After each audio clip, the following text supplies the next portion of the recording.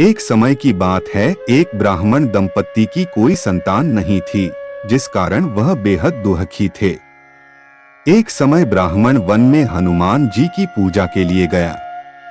वहां उसने पूजा के साथ महावीर जी से एक पुत्र की कामना की। घर पर उसकी स्त्री भी पुत्र की प्राप्ति के लिए मंगलवार का व्रत करती थी। वह मंगलवार के दिन व्रत के अंत में हनुमान जी को भोग लगाकर ही भोजन करती थी। एक बार व्रत के दिन ब्राह्मणी ना भोजन बना पाई और ना ही हनुमान जी को भोग लगा सकी। उसने प्रण किया कि वह अगले मंगलवार को हनुमान जी को भोग लगाकर ही भोजन करेगी। वह भूखी प्यासी 6 दिन तक पड़ी रही। मंगलवार के दिन वह बेहोश हो गई। हनुमान जी उसकी निष्ठा और लगन को देखकर प्रसन्न हुए।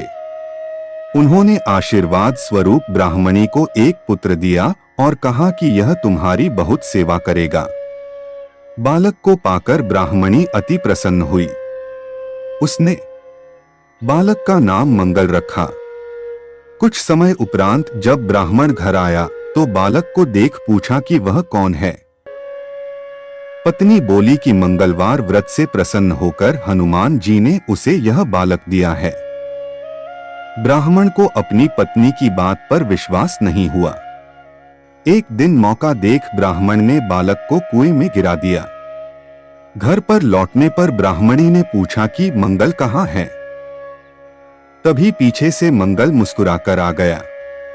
उसे वापस देखकर ब्राह्मण आश्चर्यचकित रह गया।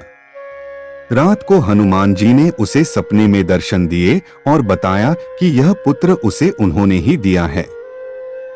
ब्राह्मण सत्य जानकर बहुत खुश हुआ। इसके बाद ब्राह्मण दंपत्ति प्रत्येक मंगलवार को डोट व्रत रखने लगे।